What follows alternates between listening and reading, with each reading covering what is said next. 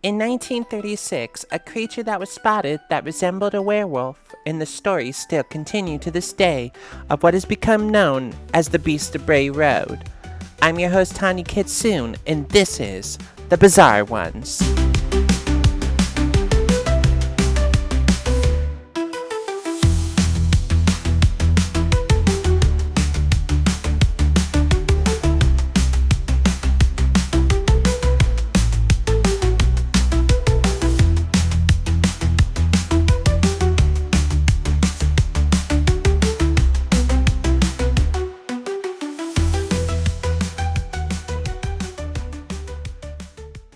The creature that would become later known to many as the Beast of Bray Road was first sighted for the first time in 1936 on the grounds of St. Coletta School for Exceptional Children in rural Jefferson.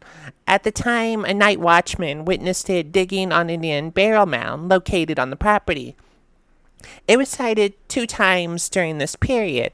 Now, the first sighting gives much more credence to the story as something other than just a hoax, or seeing something that wasn't there.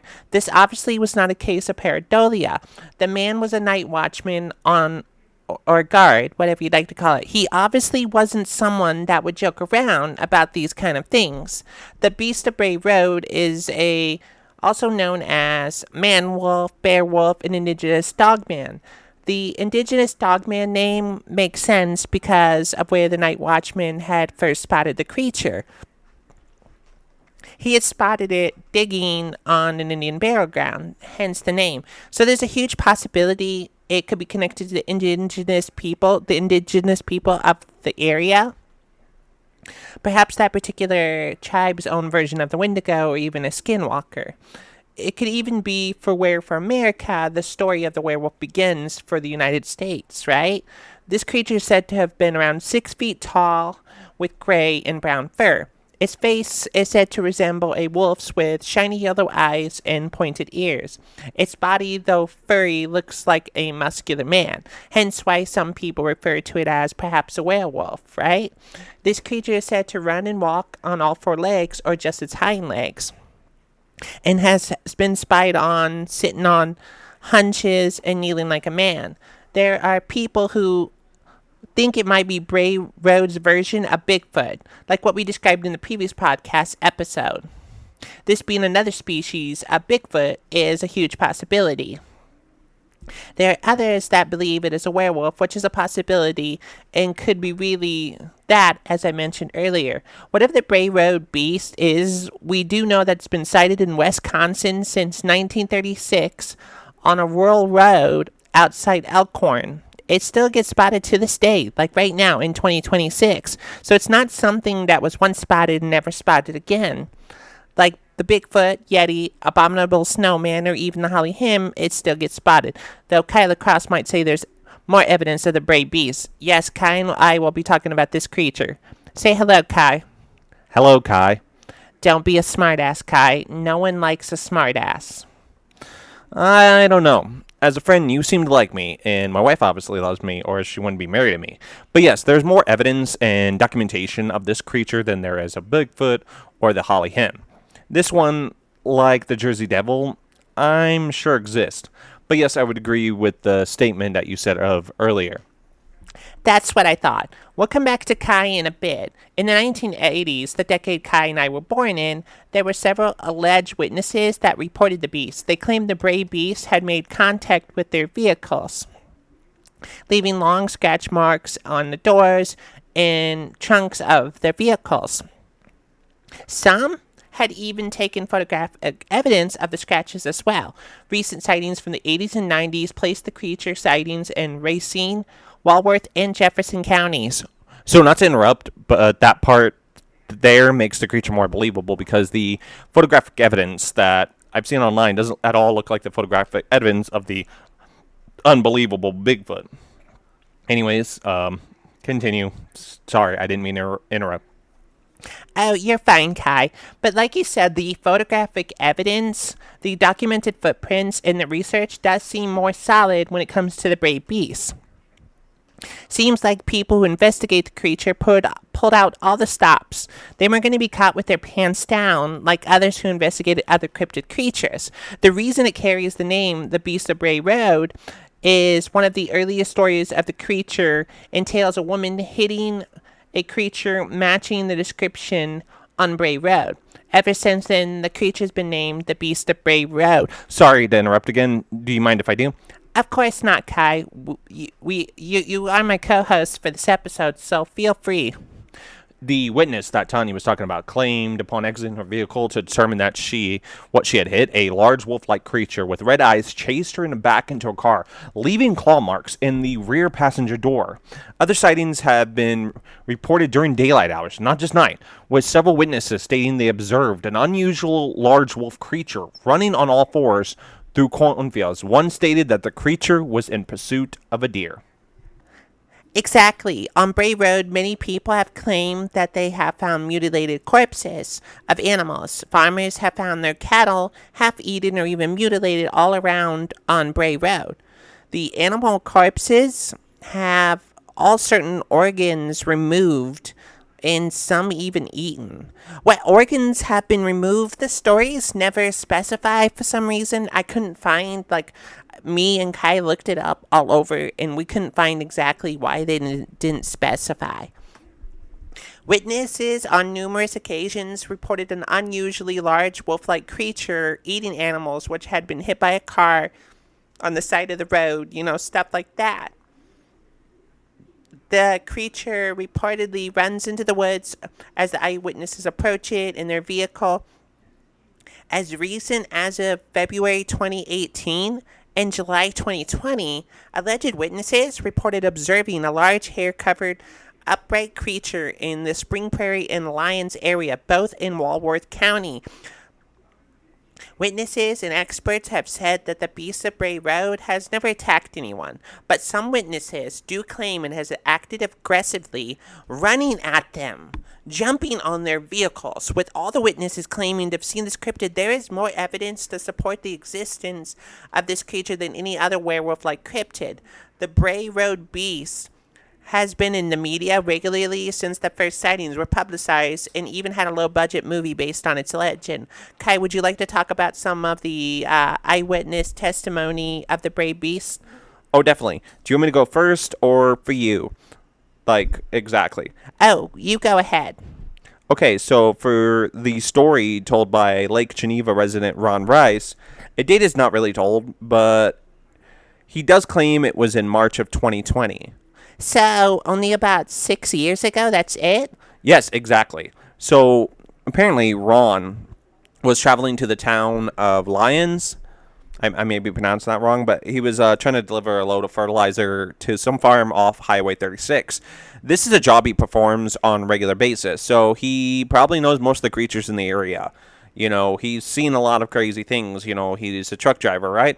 So he's sitting in his truck in the driveway after the delivery is done. He's just sitting there chilling, and he looks to the side for some reason. He can't recall why, but that's when he notices a strange figure at the edge of the tree line, which apparently was somewhere in the range of 150 feet away, right? Or something like that. He said the creature was standing nearly 7 to 8 feet tall and was covered in coarse brown hair. That creature picked up some object before fleeing into the woods nearby. That was near that area. That is wow. Ron isn't the only eyewitness that has seen the Beast of Bray Road, either. There are numerous accounts just like his or people from various walks of life and backgrounds as well. One such testimony comes from a woman by the name of Lori. Lori's story begins on a late fall night in 1989, around 1:30 in the wee hours of the morning. She was driving home on Bray Road, the road where the creature has been spotted the most. Though it has been spotted elsewhere, not just Bray Road. But anyways, she's driving when she noticed a figure on the side of the road, and it was facing away from her.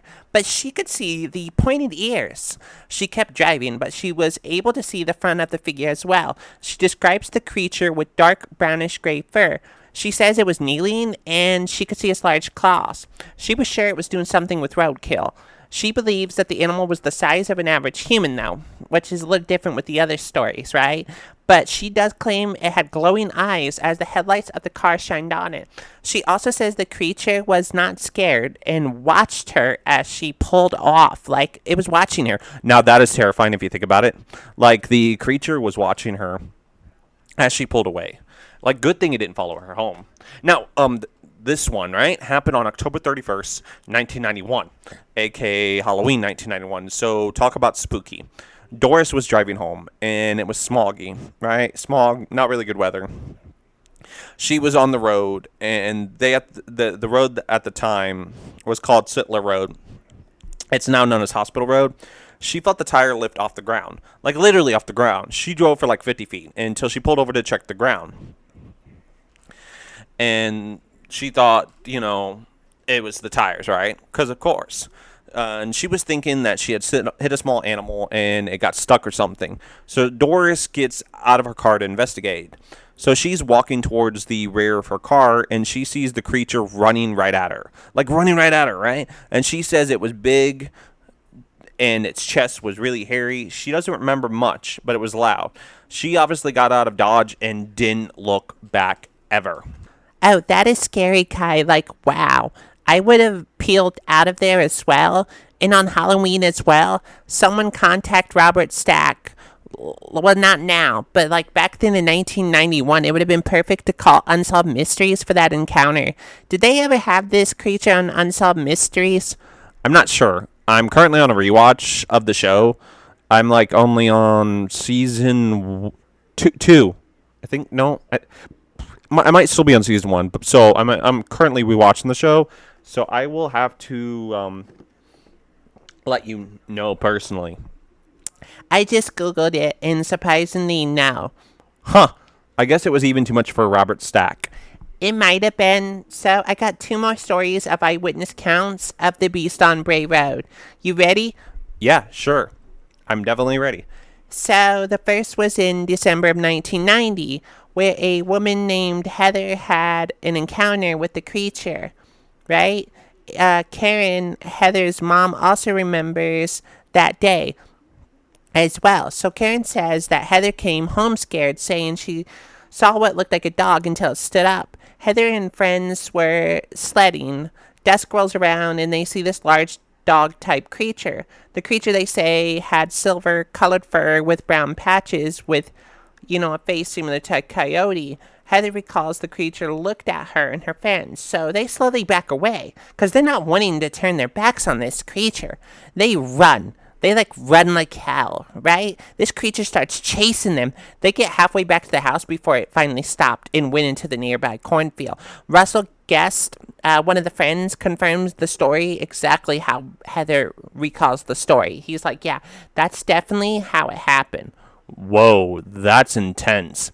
Oh, definitely. And it's a good thing they got away from the creature when they did because who knows what could have happened. Definitely, because this cryptid, if confirmed 100% real, sounds very dangerous. Like, very dangerous. Yep.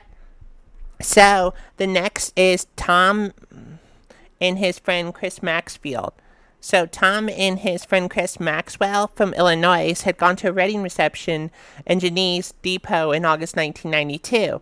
Chris was staying at Jellystone Campground near Fort Atkinson, and Tom was driving him there. There was a thick fog on the road, and as Chris was driving, he hit something. He knew he had hit something. He thought it had been a mailbox, roadkill, something. So he backs up. And he's like, wait, there's no mailboxes. At all. And he sees this big, hairy creature. And it's walking. And it's reaching out to them. And he has the car window open. He said he could smell a horrible odor like a skunk. The creature, he says, had a whitish gray fur. And other parts of it, presumably, were black with streaks. It reached out and scratched the side of his car. So, Kai, you ready to talk about creatures similar to this cryptid? Definitely. So, which ones do you know it's similar to? Because it's similar bipedal canine, monsters are reported across North America, including the 8-foot tall Michigan Dogman and the regional Minnesota Dogman, both known for terrifying witness accounts of wolf-headed humanoids. Well, like you said, there's a Michigan Dogman, which being from Ohio, I lived in Ohio from 1985 when I was born to 1999. So I've heard of that one, but it doesn't have as much evidence, as far as I know, as the Beast of Bray Road does. You know? Oh, definitely. So there's the Michigan Dogman, the Minnesota Dogman, and of course several other dogmen throughout the world, such as South American shape-shifting legend like the El Lobazan. So now for the explanations of what this beast, Bray Road beast could be. One theory is that what people say is a not yet identified creature of some sort. Then there's this animal based theories, right? They propose including that the creature is simply a gray wolf or a large dog, such as a Great Pyrenees or a Newfoundland. Then there's theories that are more in your wheelhouse, Kai. Well, like I said, this is one cryptid I actually believe in. But yes, there is the theory that it's all a hoax. That's one theory. Another proposes pareidolia or even mass hysteria. Some people even propose this mass hysteria would have caused falsehoods and sightings of normal creatures to be artificially placed under the same label, like perhaps an American black bear suffering from mange or something like that. Others have suggested that it might be a relict population of a giant prehistoric wolf. That last one, right, seems to be in the realm of possibility if you want my opinion. Oh, definitely. There are so many animals we discover every day that we don't know about before. Like we talked about in the last episode where we were talking about, Bigfoot, Yeti, the abominable snowman, the holly him. And I mentioned when we were talking about that there's so many, animals in the sea, right? So many types of whales and sharks and other sea creatures that we didn't even hear about because it's so deep in there. It's so deep in the ocean, we've never seen them. So there's that. In the last theory that people have it connect to the European legends of hellhounds of old. Whatever it may be, it's an interesting story. So thanks for doing this one with me, Kai. No problem. I don't think the Beast of Bray Road is something supernatural. No, don't get me wrong. I do believe in the supernatural. That's like the whole point of this podcast. Like a lot of the episodes of the podcast, I talk about paranormal stuff and paranormal experiences. I even created a show for the YouTube channel that this podcast also pops up on. For those of you that are listening to this on YouTube, I have a Paranormal Plus series where I talk about paranormal experiences and stuff. So I do believe in the paranormal. I mean, I have debunked paranormal, but there's a lot of paranormal and supernatural things I do believe in. So don't get me wrong. But the Beast of Bray Road, the one theory I lean towards is an unknown species of prehistoric wolf. I really think that the Beast of Bray Road might be that. But anyways, thank you for listening. I guess I'll see you all later. Peace out. So, whatever this creature may be, folks, some mysteries remain unsolved. So, next episode, Kai will be the host, and he'll be talking about human spontaneous combustion, which, as you know, that is the whole phenomenon where people literally catch on fire, like something causes fire to ignite, and they burn from the inside out. I think that would definitely be a fascinating one. Anyways, thank you for listening to this podcast. I've been your host, Tonya Kitsune. If you like this podcast and you want to hear more, make sure you follow our podcast from wherever you're listening to this particular episode. If you're listening to it on YouTube, make sure you hit that subscribe button and that notification bell to be notified of future Bizarre One episodes. If you're listening on Amazon Music or Spotify or SoundClick, just find the area where you click to follow the podcast. Anyways, like I said, I've been your host, Tonya Kitsune of the Bizarre Ones. Until next time, stay bizarre.